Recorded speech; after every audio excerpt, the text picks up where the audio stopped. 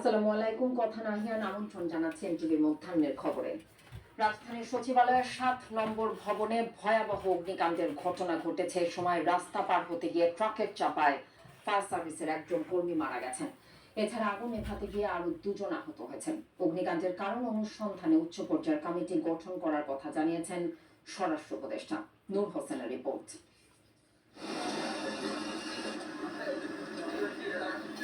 রাতের অন্ধকারে আগুনের লেলিহান শিখায় পড়ছে সচিবালয়ের ৭ নম্বর ভবন।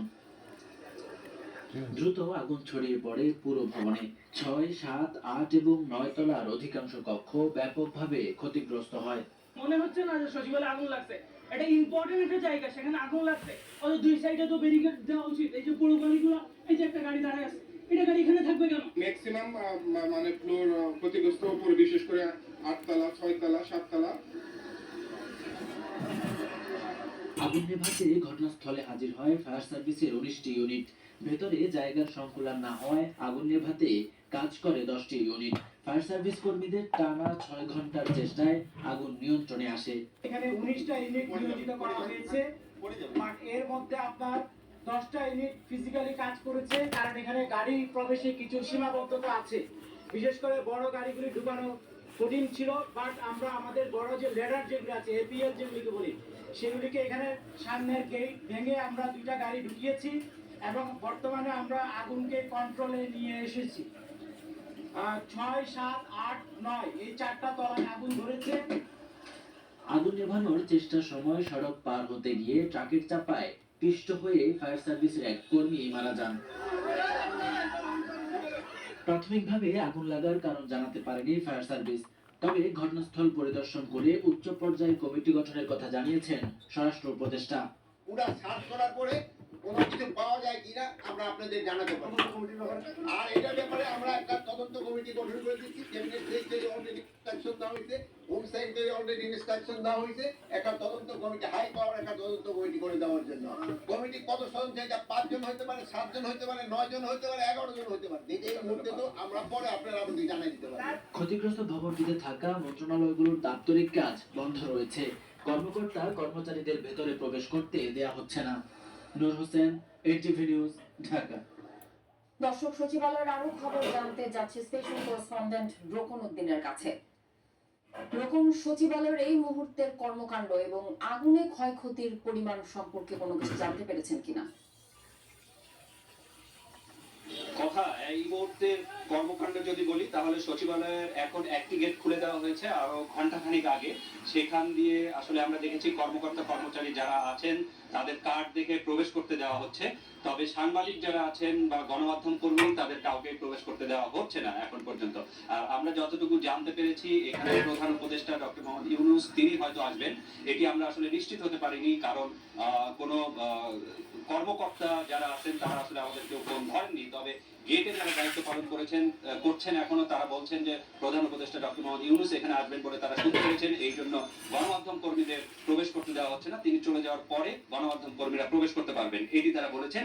কিন্তু আমরা দেখেছি একটি মাত্র দরজা দিয়ে এখন কর্মকর্তাদের সেখানে প্রবেশ করতে দেওয়া হচ্ছে এবং কর্মচারী যারা আছেন তাদের কার্ড দেখে দেখে। তো ভেতরে যারা গিয়েছেন এবং ভেতর থেকে যারা বের হয়ে আসছেন তাদের অনেকের সাথেই আমরা কথা বলেছি এবং তারা আমাদেরকে যেটি জানিয়েছেন যে আগুন আসলে যে 7 নম্বর বিল্ডিং এর, অর্থাৎ যদি আপনাকে একদম স্পষ্ট করে বলি তাহলে যে মূল দরজা আর কি বা মূল ফটক সচিবালয়ে, সেটি থেকেই এই 7 নম্বর বিল্ডিংটি দেখা যায় এবং এখন বাইরে থেকেই দরজার বাইরে থেকেই দেখা যাচ্ছে যে সেখানে যে আগুন লেগেছিল এবং এখনো সেখানকার কয়েকটি কক্ষ থেকে আমরা কিছুটা ধোঁয়া দেখতে পাচ্ছি, কিন্তু আগুন আসলে আর নেই। হয়তো সেটি যে কাগজপত্র বা অন্যান্য যে জিনিসপত্র ছিল সেগুলোতে লাগা আগুন নিভে যাওয়ার পরে যে ধোঁয়া থাকে সেটি আসলে বের হতে আমরা এখনো দেখছি। সেখানে আসলে এখনো কাজ করছেন ফায়ার সার্ভিস, এটি আমরা জানতে পেরেছি। আর সেখান থেকে যারা বেরিয়ে এসেছেন বা দেখে এসেছেন এই রকম কর্মকর্তা কর্মচারীদের সাথে আমরা কথা বলেছিলাম, তারা বলেছেন যে কয়েকটি কক্ষ সবাই দেখতে পেরেছেন সেটি না, তবে কয়েকটি কক্ষ তারা একদম পুড়ে যেতে দেখেছেন, সেখানে আসলে কোনো কিছুই অবশিষ্ট নাই বলে আমাদেরকে জানিয়েছেন। এটি হলো এই ভেতরের অবস্থা সম্পর্কে জানা, কিন্তু ফায়ার সার্ভিস যেটি আমাদেরকে জানিয়েছেন সর্বশেষ সেটি হচ্ছে আগুন সম্পূর্ণ নিয়ন্ত্রণে আছে।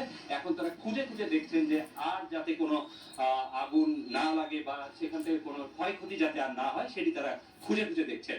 এছাড়া সচিবালয়ের সবগুলো যে প্রবেশ পথ আছে সেখানে আসলে কঠোর নিরাপত্তা বজায় রাখা হয়েছে। সেখানে আমরা দেখেছি আর্ম পুলিশ আছে, বিডিআরও দেখেছিলাম কিছুক্ষণ আগে। আমি যে ফটকের সামনে দাঁড়িয়ে আছি সেখানেও বিডিআর সদস্যদের উপস্থিতি দেখেছিলাম, কিন্তু এখন তারা আসলে কিছুক্ষণ আগে 5-7 মিনিট আগে তারা এখান থেকে সরে গেছেন। এখন সবগুলো ফটকই আসলে বন্ধ আছে, একটি মাত্র ফটক খোলা আছে এবং সেখান থেকে কর্মচারীরা প্রবেশ করছেন। আর কোনো ক্ষয়ক্ষতি হয়েছে কিনা বা আগুনের যে সূত্রপাত কি থেকে এই বিষয়ে আমরা জানার চেষ্টা করেছিলাম ফায়ার সার্ভিসের যারা এখানে কাজ করছেন তাদের কাছ থেকে। তারা আমাদেরকে যেটি জানিয়েছেন যে প্রাথমিকভাবে ক্ষয়ক্ষতির কোনো তথ্য এখনো তাদের কাছে নাই।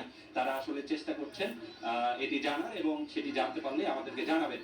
আর কিভাবে আগুন লেগেছে সেটিও তারা এখনো নিশ্চিত নন, নিশ্চিত হলেও তারা সেটি জানাতে পারবেন। আর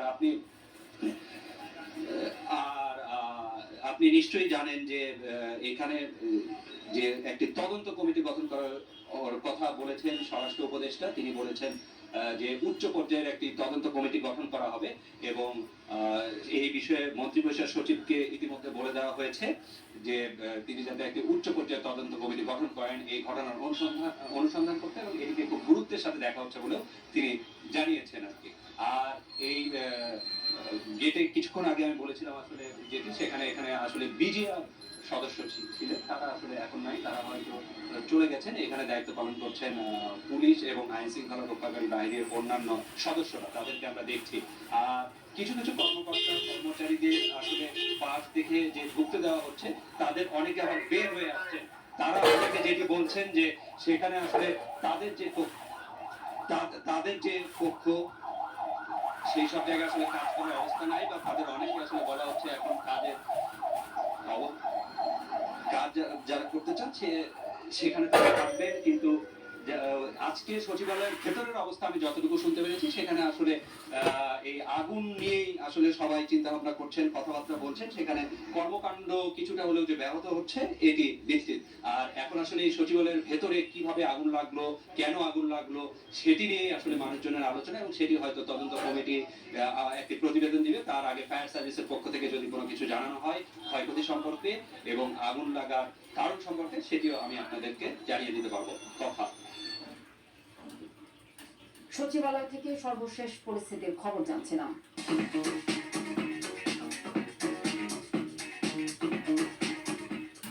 ফোলানো ফাঁপানো অর্থনীতি যেন মুখ থুবড়ে পড়ে জুলাই বিপ্লবের পরপর।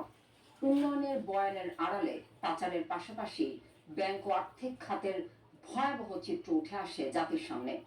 ভঙ্গুর সেই অর্থনীতিকে এখন টেনে তোলার চেষ্টায় ব্যস্ত অন্তর্বর্তী সরকার। সংস্কারের পাশাপাশি সামষ্টিক অর্থনৈতিক স্থিতিশীলতা নিশ্চিতের চেষ্টা চলছে জোরে সোরে। তবে মূল্যস্ফীতির অঙ্কটা এখনো দৌড়াচ্ছে পাগলা ঘোড়ার মতো।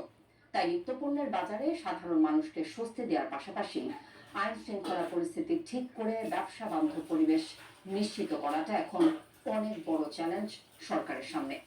বিদায় বছরের অর্থনীতির গতির প্রকৃতি জানাচ্ছেন হাসানুল শাওন।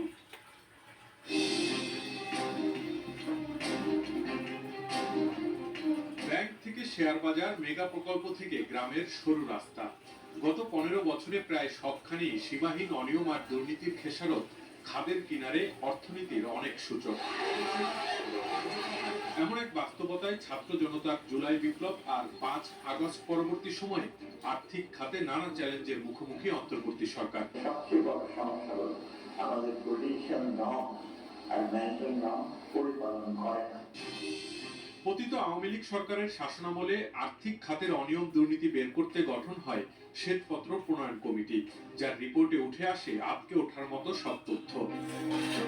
শ্বেতপত্রের তথ্য মতে গত 15 বছরে দেশে চোরতন্ত্র কায়েম করে অন্তত 28 লাখ কোটি টাকা পাচার করা হয়েছে। সেক্ষেত্রে সবচেয়ে বেশি লুট বা দুর্নীতি হয়েছে ব্যাংক, অবকাঠামো এবং বিদ্যুৎ খাতে, আর উন্নয়ন প্রকল্পে 40%ই তছরূপ হয়েছে। আগামী দিনে এইরকম পরিস্থিতিকে যদি আমরা আটকাতে চাই, যদি আমরা এর পুনরাবৃত্তি না চাই, তাহলে রাজনীতিবিদ, আমলা এবং ব্যবসায়ী এই তিন ক্ষেত্রেই আমাদের জবাবদিহিতা শক্তিশালী করতে হবে। এই তিন ক্ষেত্রেই আমার স্বচ্ছতার ক্ষেত্রে অগ্রগতি আনতে হবে। বিদ্যমান চ্যালেঞ্জগুলো মাথায় নিয়েই আর্থিক খাতের সংস্কারে কাজ করছে অন্তর্বর্তী সরকার। সেক্ষেত্রে দায়িত্ব নেওয়ার পর নতুন governor doctor Ahsan S Mansur জানান 10টির মতো ব্যাংক দেউলিয়া হওয়ার পথে। অনেক ব্যাংক দেউলিয়া হয়ে আছে, কিন্তু আমরা কাস্টমারের স্বার্থ রক্ষা করব। ব্যাংকগুলোতে দেখা যায় নতুন সংকট, দুর্বল ব্যাংকগুলোর অনেক শাখায় নগদ টাকা লেনদেনও বন্ধ হয়ে যায়। দুশ্চিন্তাগ্রস্ত গ্রাহকদের আস্থা ফেরাতে আর ব্যাংকগুলোকে বাঁচাতে বিশেষ নজরদারির পাশাপাশি নেওয়া হয় তারল্য সংকট কাটানোর নানা উদ্যোগ। এছাড়া ব্যাংকগুলোতে খেলাপি ঋণের আসল চিত্র বের হয়ে আসছে এখন, যা ইতিমধ্যে ছাড়িয়েছে 2,85,000 কোটি টাকা। বর্তমানে যে ব্যাংকিং কোম্পানি আইন আছে সেটা যথেষ্ট না, মানে বাংলাদেশ ব্যাংকের ক্ষমতা প্রয়োগের ক্ষেত্রে আর্থিক খাতে যে কর্মসূচিগুলো উদ্যোগ যেগুলো নেওয়া হয়েছে সেগুলো যাতে আর দেরি না হয়, সময় মতো এগিয়ে যায়, সেটা নিশ্চিত করতে হবে। জুলাই বিপ্লবের পরপর দেখা দেয় ডলার সংকট, যাতে টান পড়ে রিজার্ভে। পরবর্তীতে রেমিটেন্স আর রপ্তানির ইতিবাচক প্রবৃদ্ধিতে কিছুটা বাড়ছে রিজার্ভ, স্বাভাবিক হচ্ছে বৈদেশিক বাণিজ্য। তবে অনেক শিল্পাঞ্চলে শ্রমিক অসন্তোষ বেশ ভুগিয়েছে অন্তর্বর্তী সরকারকে, আর এতে ভাবমূর্তিও নষ্ট হয়েছে বিদেশে। পরিস্থিতি অনেকটা নিয়ন্ত্রণে আসলেও এখনো আইন শৃঙ্খলা পরিস্থিতি নিয়ে আশা নিরাশার দোলাচলে ব্যবসায়ীরা, যাতে স্থবিরতায় বিনিয়োগ। সরকার যে সমস্ত সংস্কারের ভিতরে ব্যাপৃত আছে, সেই সংস্কারের ভিতরে প্রত্যক্ষভাবে অর্থনৈতিক ব্যবস্থাপনার সংস্কার কিন্তু নাই। 2025-এর দেখার বিষয় হলো কিভাবে বাজার ব্যবস্থাপনা শক্তিশালী হবে, কিভাবে সামষ্টিক অর্থনৈতিক স্থিতিশীলতা রক্ষিত হবে, এবং একই সাথে শিল্প এবং সমাজে আইন শৃঙ্খলা পরিস্থিতি কতখানি উন্নত হবে। বিদায়ী বছরে অর্থনীতিকে সবচেয়ে বেশি ভুগিয়েছে অনিয়ন্ত্রিত দ্রব্যমূল্য পরিস্থিতি আর এর প্রভাবে সৃষ্ট উচ্চ মূল্যস্ফীতি। ডিম, মুরগি, আলু, পেঁয়াজ, চাল সহ বেশিরভাগ নিত্যপণ্যের দামের লাগাম ছাড়া সংকটে পড়েছেন কম আয়ের মানুষেরা। মূল্যস্ফীতির অঙ্কটা নামাতে হিমশিম খেতে হচ্ছে অন্তর্বর্তী সরকারকে। গত নভেম্বরে তো খাদ্য মূল্যস্ফীতি পৌঁছেছে প্রায় 14%। সংকোচনমূলক মুদ্রানীতি শুধু সেটা দিয়েই খাদ্য মূল্যস্ফীতিকে নিয়ন্ত্রণে আনা যাবে এটা আশা করা যায় না। বাজার ব্যবস্থাপনাটাই আমার মনে হয় একটা বড় কারণ, যার ফলে এটাকে নিয়ন্ত্রণে আনা যাচ্ছে না। অনেকগুলো কর্মসূচি আছে যেগুলো দরিদ্র মানুষকে সরাসরি সহায়তা দেয়, ওইখানে তো কোনো রকম কাটছাট করার সুযোগ নাই। বিদায়ী বছরের মাঝামাঝি 2024-25 অর্থ বছরের জন্য প্রায় 8 লাখ কোটি টাকার যে বাজেট দিয়েছিল আওয়ামী লীগ সরকার, তার প্রায় সব লক্ষ্যমাত্রা নিয়েই ছিল বিতর্ক আর সমালোচনা। পরিবর্তিত রাজনৈতিক পরিস্থিতিতে এসব লক্ষ্যমাত্রা অর্জন এবং সরকারের আর্থিক ব্যবস্থাপনা ঠিক রাখাটা এখন বড় চ্যালেঞ্জ হয়ে দাঁড়িয়েছে।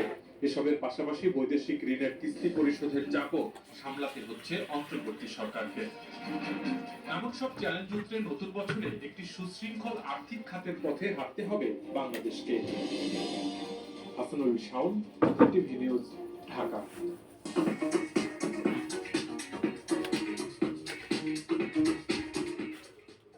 এবারে খেলার খবর। ক্রিকেট। মাশরাফি বিন মুর্তজার খেলা নিয়ে শঙ্কা থাকলেও বাকি ক্রিকেটারদের নিয়েই